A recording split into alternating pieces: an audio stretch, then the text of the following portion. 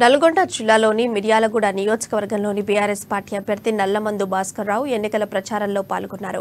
గడప గడపకు తిరుగుతూ బీఆర్ఎస్ అభివృద్ధి సంక్షేమాల గురించి ప్రజలకు విస్తృతంగా ప్రచారం నిర్వహించారు. ఇక నియోజకవర్గంలోని పలు మండలాలు విస్తృత స్థాయిలో పర్యటిస్తున్న బీఆర్ఎస్ ఎమ్మెల్యే అభ్యర్థి భాస్కర్రావుతో నల్గొండ ప్రతినిధి శ్రీనివాస్ ఫేస్ టు ఫేస్.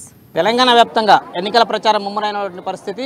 ప్రస్తుతానికి నల్గొండ జిల్లా సంబంధించినటువంటి మిర్యాలగూడ భాస్కర్రావు గారు ప్రతినిధి వస్తున్నటువంటి మిర్యాలగూడ నియోజకవర్గంలో ఉన్నాము. భాస్కర్రావు సంబంధించినటువంటి నిన్న మన మీడియాలో వచ్చినటువంటి కథనాల గురించి ఏమంటున్నారు, ప్రచారాల గురించి ఏ విధంగా స్పందన ఉందో అడిగి తెలుసుకుందాం. సార్ చెప్పండి సార్, మీరు గతంలో మీరు 2 దఫాల ఇక్కడ అభివృద్ధి కార్యక్రమాలు అయితేనేమి, ఇక్కడ చేసినటువంటి కేసీఆర్ ఇచ్చినటువంటి ఆ ప్రాజెక్టుల గురించి అయితేనేమి పెద్ద ఎత్తున ప్రచారంలో ఉన్నారు.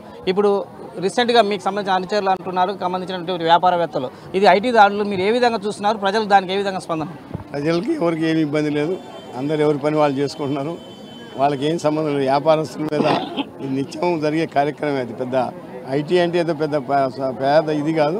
ఎవరైనా వాళ్ళ వ్యాపారం లావాదేవీలు తేడాలు ఉంటే లెక్కలు సరి చూసి వాళ్ళకి కట్టవలసిన వచ్చితే మనకు కొద్ది తేడా ఉంటే డబ్బు కడతారు. కానీ ఐటీ దాడులు మా మిత్రులనే అందరూ కూడా మిర్యాలలో ఉన్న అందరూ కూడా నా ఓటర్స్, నాకు కావాల్సిన వాళ్ళే. దానివల్ల నా మీద ఐటీ దాడి చేసిన కల్పన చేసి ఛానల్స్ వాళ్ళు ప్రచారం చేశారు. అది చాలా తప్పుగా మేము దాన్ని ఖండించి ఆ రోజే ఖండించడం జరిగింది.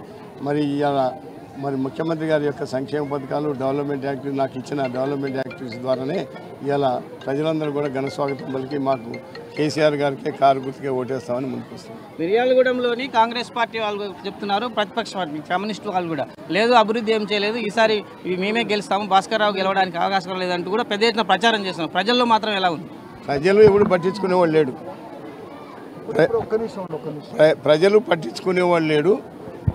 ఏ ఊరు పోయినా ఆ కాంగ్రెస్ వాడు నుంచున్న రోడ్డు మేము వేసింది, కేసీఆర్ గారు వేసింది. కాంగ్రెస్ వాడు తిరిగేది కేసీఆర్ వేసింది. కాంగ్రెస్ వాళ్ళు తిన్నది రైతు మందు, రైతు బీమా అన్నీ కూడా కాంగ్రెస్ వాళ్ళు. మరి వాళ్ళు అనుభవించి ఒక పక్కన కింద నుంచున్న రోడ్డు మనం వేసింది. వాళ్ళు ఏమైనా తట్టెడు మట్టి వేసింది లేదు. ఈ 75 సంవత్సరాల్లో తట్టెడు మట్టి వేసిన వాళ్ళు లేడు. కమ్యూనిస్ట్ వాడు వేసినాడు, కాంగ్రెస్ వాడు వేసినాడు. దాన్ని బట్టి అర్థం చేసుకోవాలి వాళ్ళ యొక్క ప్రచారం ఏ విధంగా ఉంటుందని.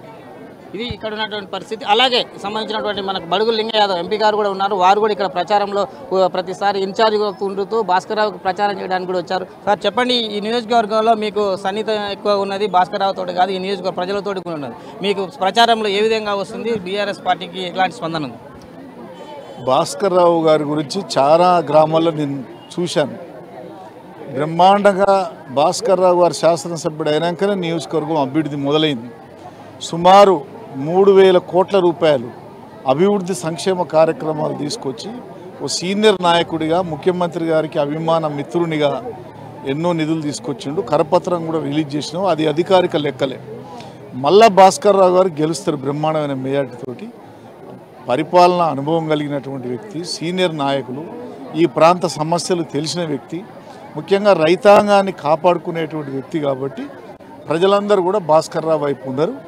కాంగ్రెస్ పార్టీకి ఇక్కడ నూకలు చెల్లినాయి. మా నల్గొండ జిల్లాలో ఎక్కడ కూడా లేదు, దేశంలో లేదు, రాష్ట్రంలో లేదు, ఇక్కడ లేదు.